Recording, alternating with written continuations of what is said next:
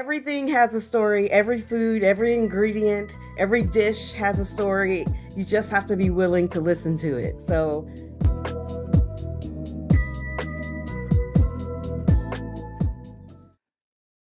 Miss Bettina Applewhite, how are you doing today? Thank you so much, by the way, for being on the show. It's such a pleasure to chat with you. oh, it's a pleasure to chat with you as well, Wes. I can't wait to get into this conversation. I'm excited. Me too. I mean, reading through your bio and just talking with you ahead of our call today, I am very excited to speak with you as well because you have such a colorful background when it comes to culinary experience and skills. And I just can't wait to hear more about how you're bringing really just a story to the food that you're producing and really kind of sharing that story with other people and hearing about some of the fun things that you're putting together as well. Um, you know, I wanted to kind of start off with just, getting to know you a little bit more because, there may be people out there that are watching this show that might not have had the opportunity to meet you yet or see you on one of the many, many podcasts that you've been on here recently. So maybe start off with just your background, what brought you into food and really why is food so important and why is it such a passion for you?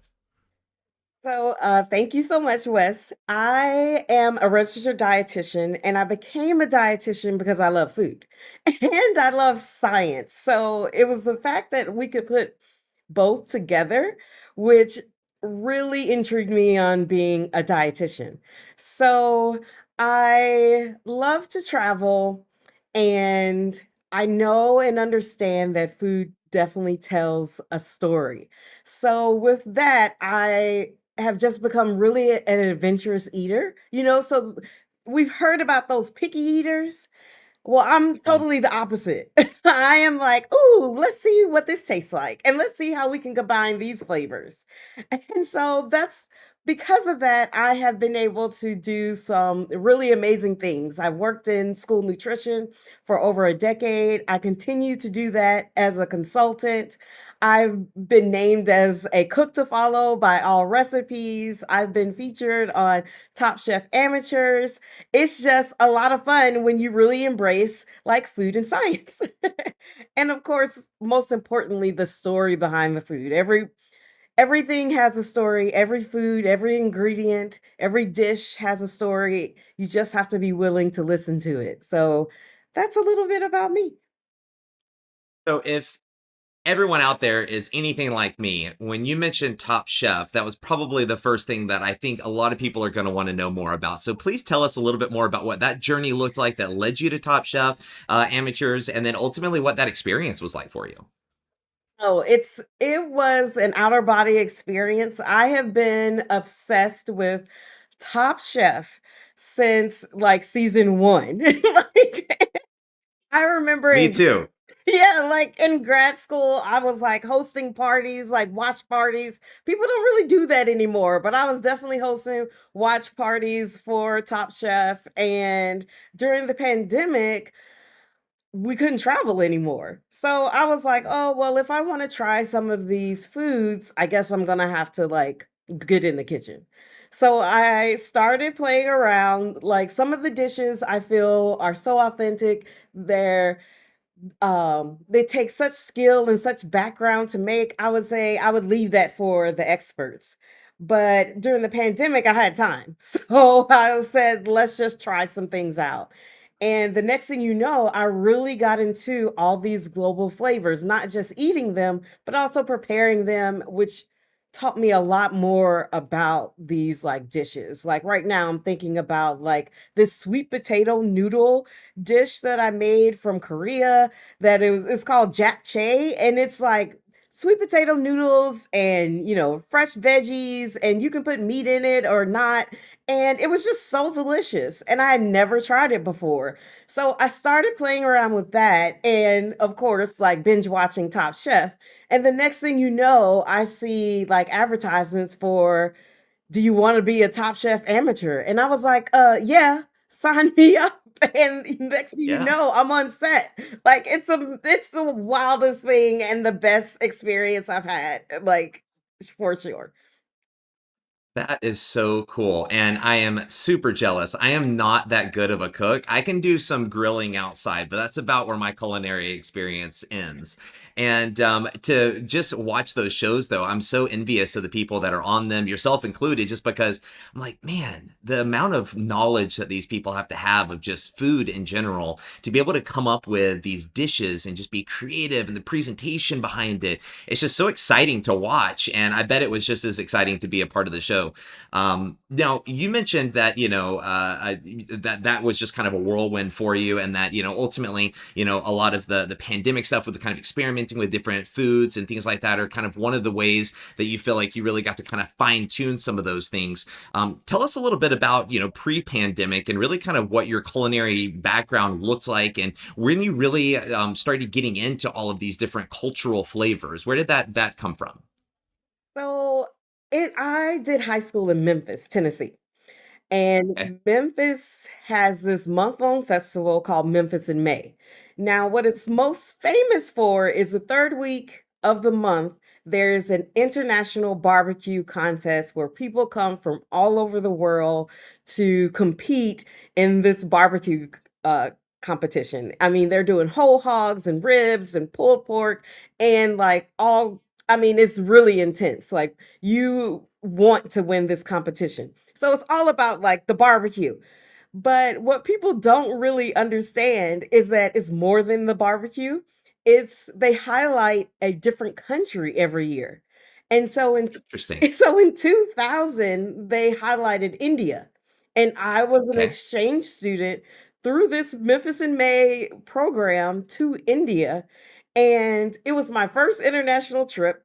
So talk about a culture shock. We went from little Memphis, Tennessee to Delhi, India, and I had never experienced like so many different cultures and sights and sounds and like different foods. I had to learn to like eat with my hands and, try different things. And oh, we're eating on a banana leaf as opposed to a plate. We're drinking like tea or milk out of a coconut shell. Like it was just so interesting and so different from what I was used to. I was like, you can learn a lot about people through like their food, and like the Oh yeah. flavors are really completely different from like, the hamburgers and steaks and the pizza that we're used to.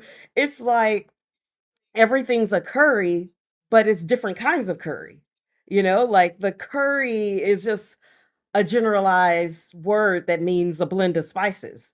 But then when you get Mm. into like the different types of curry, like is this a gram masala? Is this a tiki? Like is this, a bindi masala?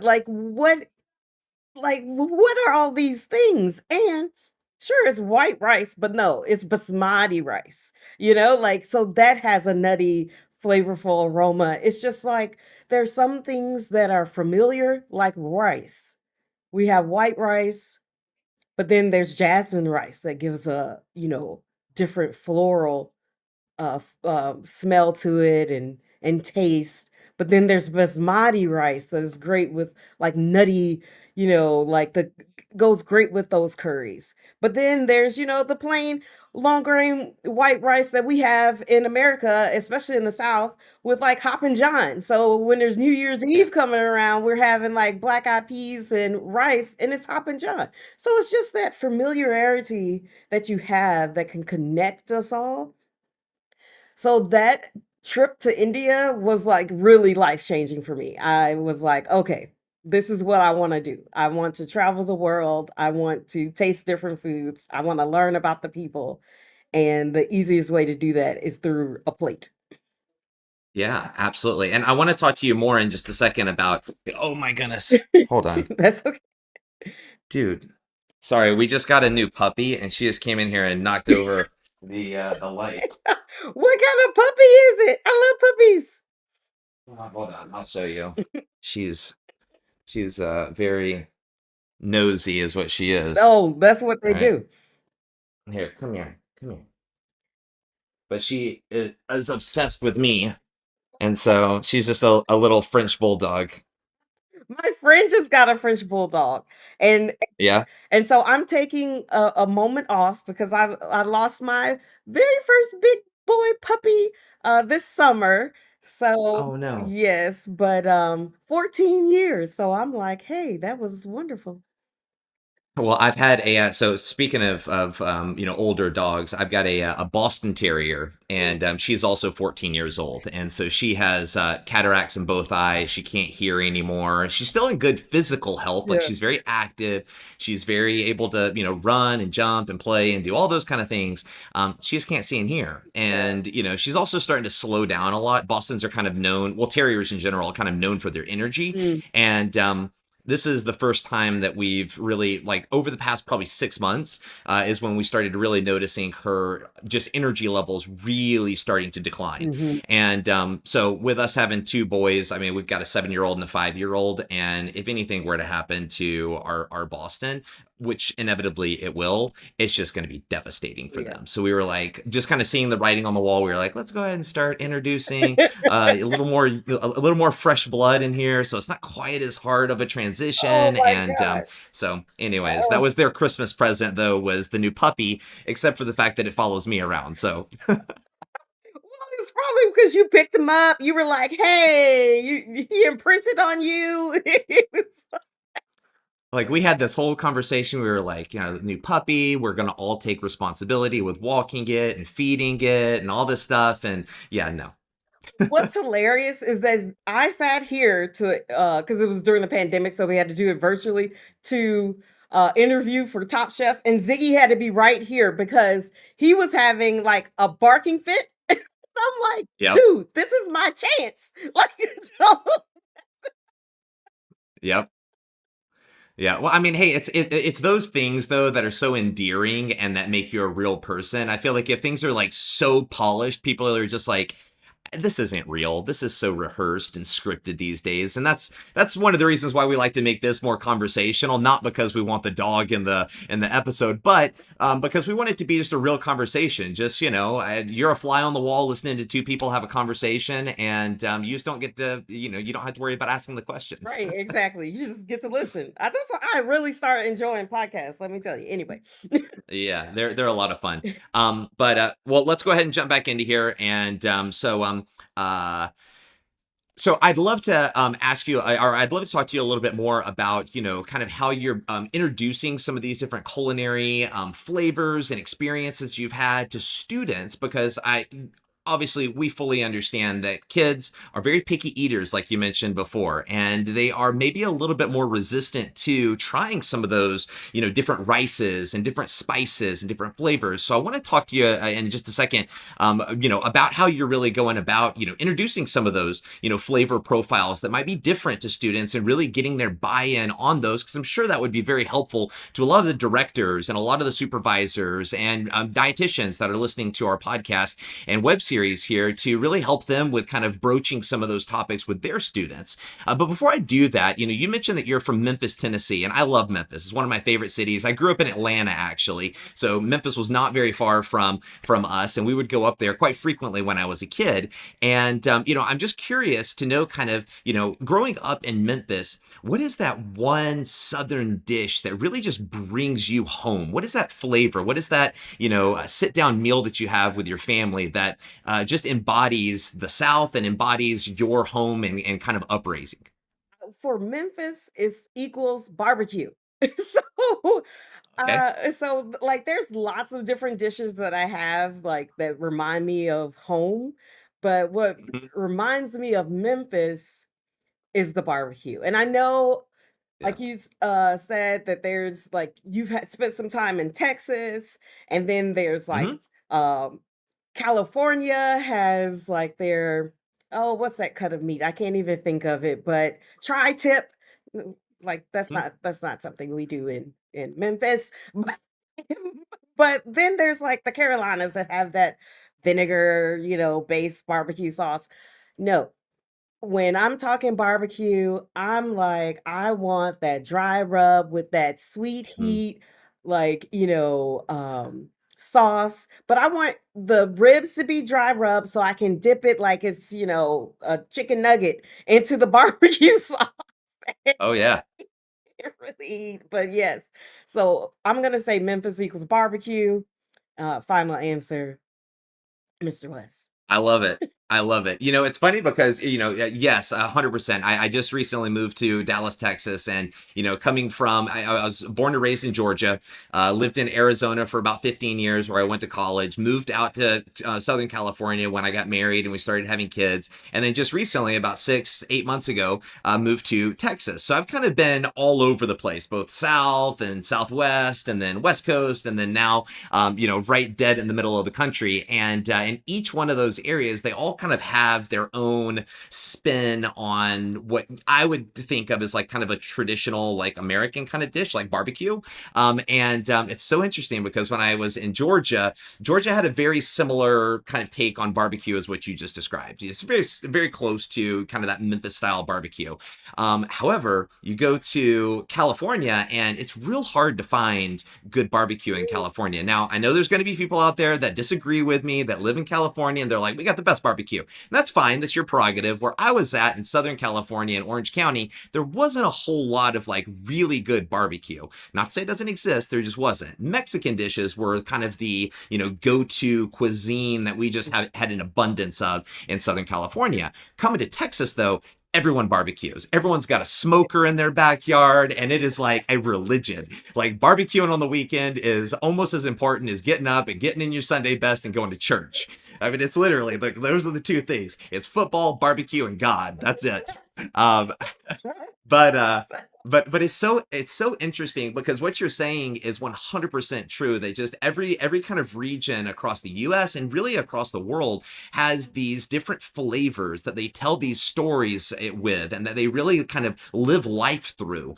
And I appreciate you sharing that with me, and I'd love to kind of dive into the topic that I was mentioning a second ago because a lot of our viewers are school nutrition professionals, which you have had 10 plus years of experience in child nutrition. You fully understand what child nutrition professionals go through on a daily, weekly, monthly basis with planning menus and trying to think through exactly what their students are going to eat, and it really differs through the different regions across the country. And I'm just wondering, in the work that you do in schools, I'd love to hear your thoughts on really kind of what are some different ways that child nutrition professionals might be able to introduce some of these unique and colorful flavor profiles to really help draw more students into their school lunch menu items and really increase participation.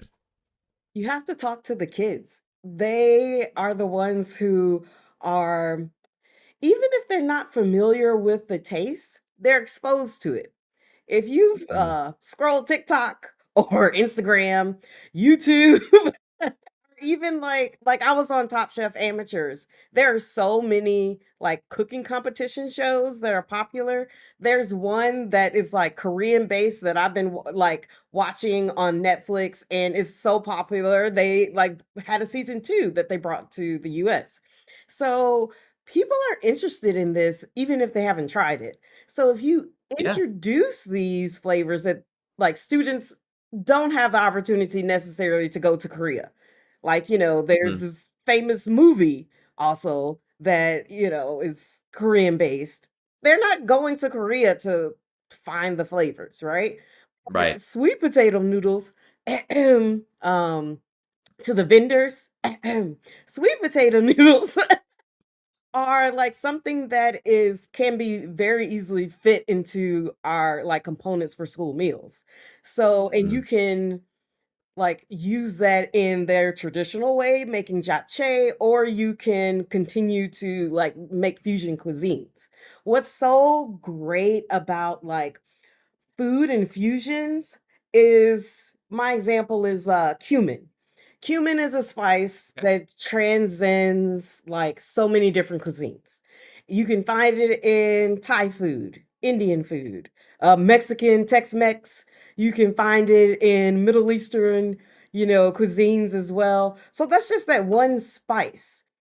If you invest in that one spice, but then blend it different ways that you can put it on potatoes, put it on your chicken, put it on, like a fish dish, add it to some vegetables. Now you may be, of course, mixing it with other ingredients, but the staple there, the common ingredient is that cumin.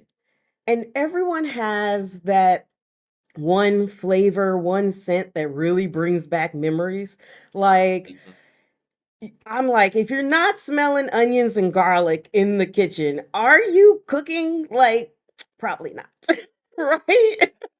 So if you do this with, like, say, cumin has such a distinct smell and flavor, but you can also have that distinct smell and flavor that goes into different cuisines.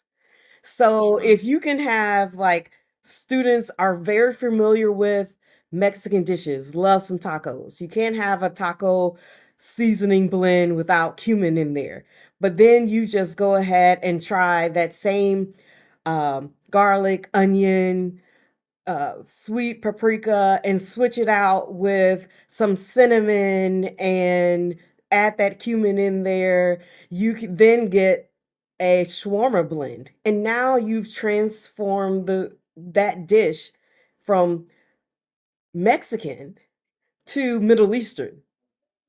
So that's how you can really introduce students to those simple flavors and create some fusions, right? Like we've had Yeah. lots of dishes where like ramen is really taking over. Like, and Mm. I'm not talking Yeah. about that $3 or not $3. It used to be like 10 for a dollar, back in my day. It was like the 3 minute. I lived I lived on it in college. It was the only thing I could afford. And yeah, you could buy a case of it for like 10 bucks. Like, right, it's like it's more expensive, and the kids now are eating the real Japanese ramen, not like what we Yeah. had growing up. They're eating, like, with the jammy egg and pork belly and veggies and all of this, and I'm like, "Ramen is 3 minutes boiled water, add seasoning packet," right? But their flavors are there. So if they're familiar with ramen, could you make a taco style ramen? Could you let them know that this is actually a Japanese cuisine? It's not just the package that we see in the shelves. It's like actually comes from something, like something bigger, And so it's again telling those stories like how much care it takes to make those little jammy eggs.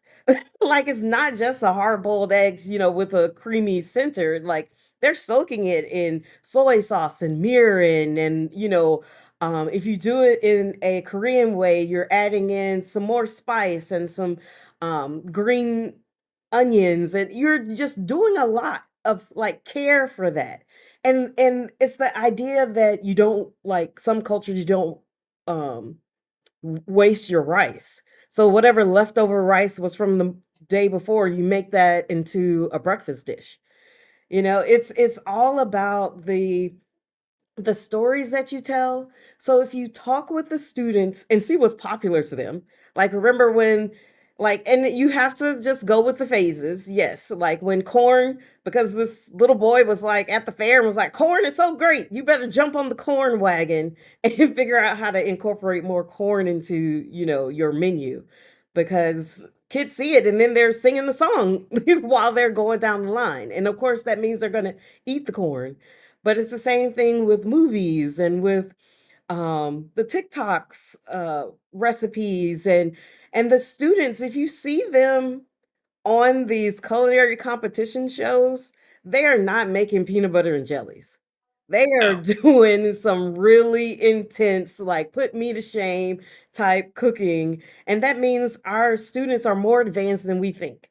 So Yeah. instead of just assuming, oh, they're not going to like that, tell them the story behind it, introduce the familiarity to it, and even get your students who maybe that is their cultural dish. Like you said, things are Mhm. regional. Like I went to the Midwest for the first time a few years ago, and I was introduced to chili and cornbread. No, no, take that back. That's a Southern thing, chili and cornbread, or maybe a Texas thing, right? In the Midwest, It's Texas, yeah. in the Midwest, it's chili and cinnamon rolls. And I was like, Huh. who is doing this? But lots of people. And I tried it and it's pretty tasty, but you would never Yeah. know. So if you're in the South and you're given cinnamon rolls with chili, you got to explain why you're doing it so that the Mhm. students understand that, hey, we're having Midwest today, you know? And then to me, it made sense a little bit because, I mean, after I tasted it, it was delicious. But I was like, well, if I want a little something extra in my chili, I will add some cinnamon. So, oh, that makes sense. All right. So it's again like how you introduce and how you embrace like food culture in your school. Like everything won't Mhm. work, but don't let the first time be the only, like, I tried it once and therefore it's over with because Mhm. kids are picky eaters. You have to introduce and reintroduce.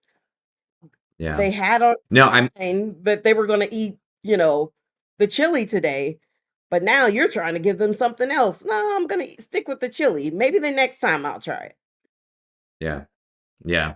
I love what you said about, the mixture between, chili and cinnamon rolls, but, ultimately that might off the tongue sound like an interesting combo, but it's really more about in order to get the buy-in from the students, it's really about explaining that why are we serving this together? It's not just because the only thing we had in the kitchen was chili and cinnamon rolls, so we just put the two together and that's what lunch is. It's because this is something that is very common in different parts of our country. Right. This is something that is very common in this part of the world, and really explaining to them the culinary story and reasoning as to why we're putting this on the plate for today, not just something that's okay, out of the norm. This isn't chicken tenders, it's not pizza, it's not hamburgers. So what is this? And I feel like that's also I struggle with that. I mean, I've got two boys, a 7-year old and a 5-year old, and trying to get them to eat anything outside of the really five things that they eat on a regular basis is like,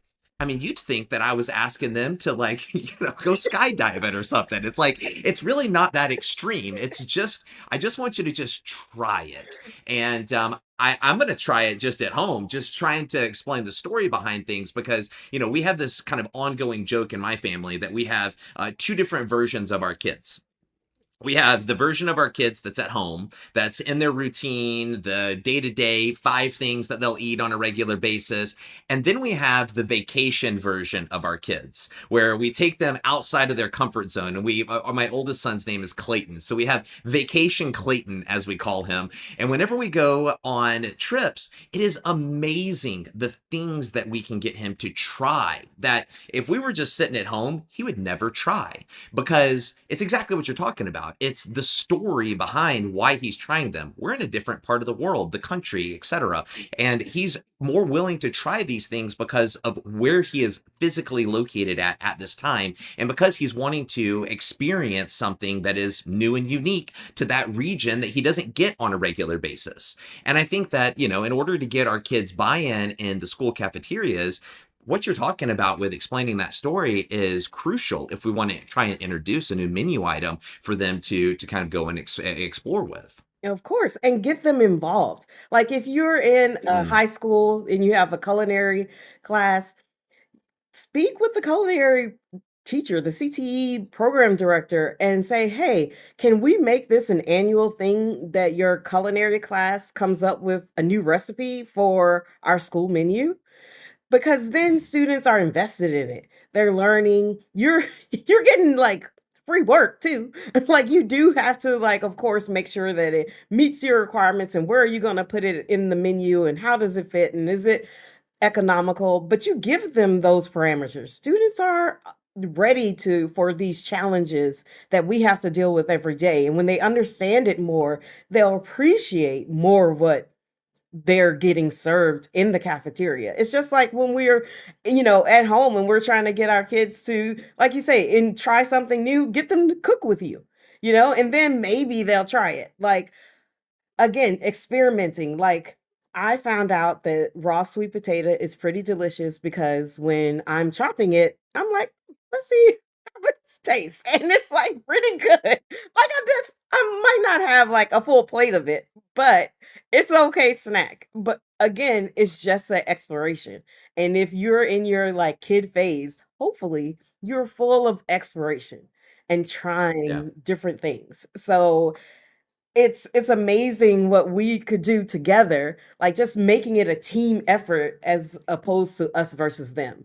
And like you were Yeah. saying, that those stories are so important, and every dish has a story. One of my favorite stories from a dish is I did my internship in New Orleans, which was a time to be had. And on Mondays, almost every house, every restaurant is gonna have red beans and rice as their like soup of the day. And yes, it's considered a soup. But it wasn't because, Mondays are Mondays and you just need, a big bowl of something to take the Mondays away. It's really because Mondays used to be laundry day, and the ladies needed something that they could sit on the stove and without having to tend to while they were handling laundry. And that's how red beans and rice became a Monday staple in New Orleans. And so So interesting. if you like talk about like Mardi Gras and is we're doing red beans and rice on Monday because it's a New Orleans thing, and this is the reason why, you never know. Somebody may be more inclined to try it. And we Yeah. know how hard it is to get our students to do beans. Yeah. Oh, absolutely. And, speaking of, knowing how hard it is to get students to try certain things, I'm wondering in your experience, when you go into schools and you start helping the school nutrition department with, creating a new recipe, for instance, what do you think some of the hesitation is with school nutrition departments in implementing some of these different programs like you're talking about with getting students involved and, getting culinary classes involved? It seems on paper like it would be such an easy thing to go and do. But what do you, in your experience in kind of talking with school nutrition departments, what is some of that hesitation centered around? It's a lack of resources. I mean, we know Hmm. that we have limited amounts of staffing, we have limited amounts of equipment. So what can be prepared? And we're talking large batches, not just for a family of four. So it's really about those convenience, like trying to do our balance between scratch cooking and ready to heat items. That's what is really um pulling away from us, that day to day, just making sure that things stay afloat, where we don't have the time to be as creative, to sit down and have meetings with that culinary department and say, hey, how can this work out? Because everyone's strapped for time. So we have to give something to the culinary department, like help them create this curriculum, and they're going to help us, create a new menu item every year or however it may be. But when you tap into a good relationship with like a principal or someone on the education side, you keep fostering that and don't lose that connection. So that way you can always build on that. Oh, this is now we need help with marketing. So can we get your student council to help us with the marketing? Or does your school system have like a TV station? Or, like even a lot of schools now, I've seen an elementary school that has like a TV station and the students do morning announcements. So how are you utilizing those resources that you have really readily available to you? And sometimes it's just a walk down the hallway and say, "Hey, can your kids do this for me?" Or, a quick email. It's the amount of time that we have to give ourselves. When we're having an argument and we're like in it and we're just like, oh yeah, we said whatever we said. But afterwards, when we are like, you know, folding the laundry is when we're like, oh yeah, I could have said this. And next time I'm gonna say this. Why? Because you actually had a moment to like breathe and let your like mind relax. So that's when the ideas come. So Yep. we're such in a state of how do we feed these kids? Like just like kind of like basic foundational state right now that we're not allowing ourselves the time to breathe, to get creative, and to build these relationships that we need to really support the program. And it's, to that point as well, I think it's a lot to do with patience also. It's having that patience because it does take time to do these things. And, I was told a long time ago that little hinges swing big doors. And it doesn't necessarily mean that you got to hit a home run that first pitch. It's just being patient and really kind of working through these things slowly over the course of a school year to kind of introduce these, over the course of, the 10 months in the school year, as opposed to trying to accomplish all of your kind of culinary experience or culinary what's the word I'm looking for? Experimentations, all right out of the gates. It's really about slowly introducing those over the course of time, I think. Yeah.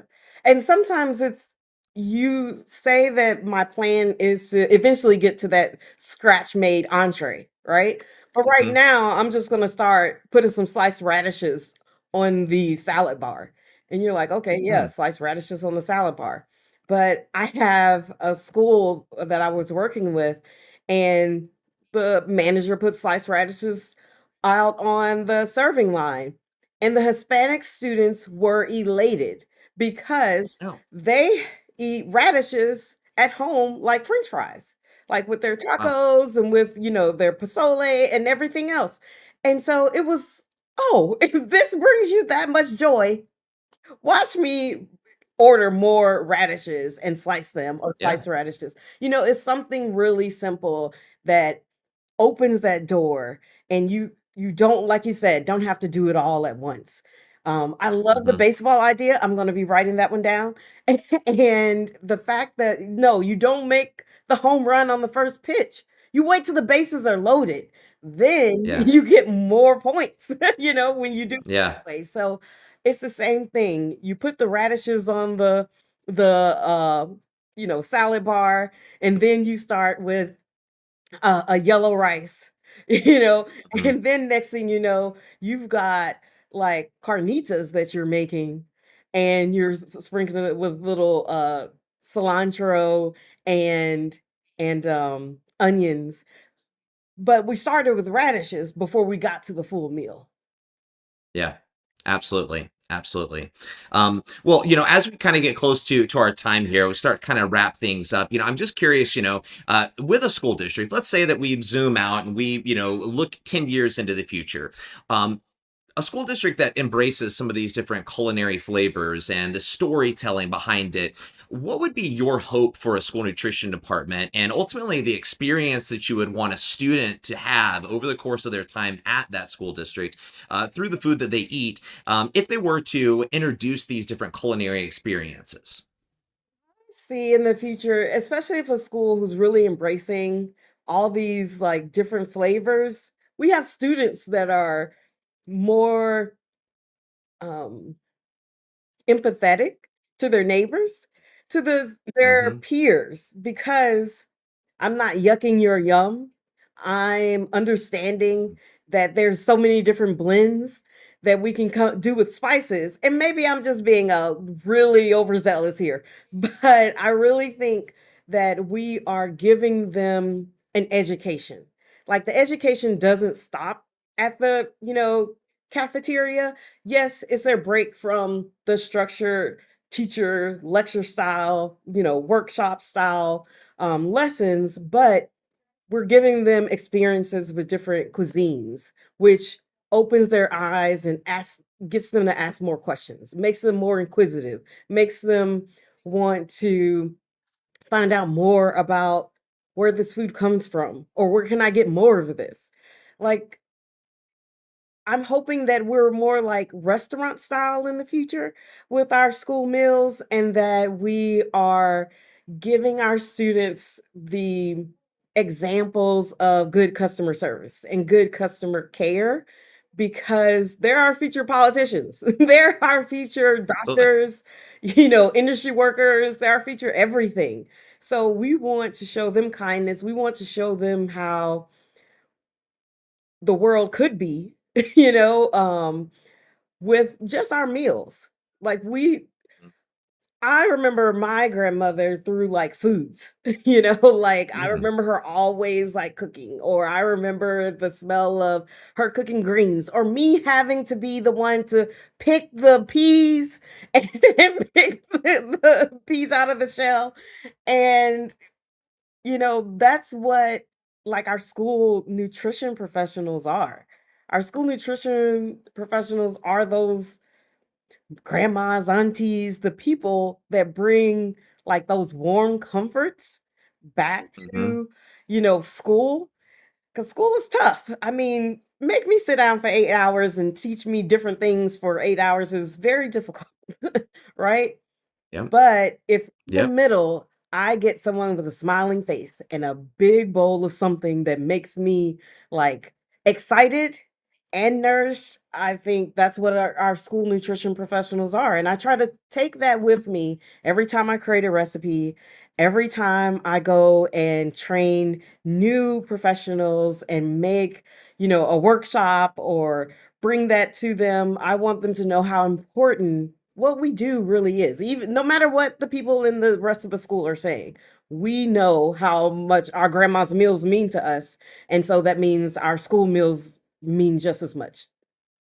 Absolutely. And I mean, it's really how you want to be remembered because, I mean, if you look at, the exit surveys that they send out as part of like your 10-year, your 15-year, your 30-year reunions, and they, ask students, or I guess previous students, what they remember most about their time in school. Inevitably, the people that they list out on there are usually either the teacher that was the hardest on them, the coach if they played a sport, and the cafeteria lunch lady that they had an experience with and that served them their food on a daily basis. You are remembered, and it's really just a question of how do you want to be remembered. And I love what you said though. And I very much appreciate your time here, and I've got one final question for you in kind of closing here, and I like to ask people this question, just a kind of a fun question and a fun way to kind of leave people with a little bit of motivation or inspiration or some words to live by. But if you had the opportunity to put a saying or something on a billboard that every single school nutrition professional could read each and every day on their way to work and back home from work, what would you put on your billboard? My goodness. I would put on my billboard that for school nutrition professionals, we are nourishing minds, bodies, and hearts through every bite. Absolutely. Absolutely. So true, so true. And I very much appreciate you being on the show and sharing your experience with us and some tips and tricks that we can utilize to introduce students to some new flavors in the coming months and in the rest of the school year. And I really hope that you have the absolute best that this upcoming year has to bring for you. And hopefully, we'll have the opportunity to have you back on the show. And we'll be putting some show notes here as well for everyone to get in contact with you, how they can get to your website to find out more about how they can potentially bring you in to work with them in their school nutrition departments, as well as some contact information so people can reach out to you. But again, I very much appreciate you spending the time with us today and sharing your thoughts and experiences with us. And we look forward to talking with you again very soon. Thank you so much. Have a great day. You too. All right. We'll talk soon. Bye bye.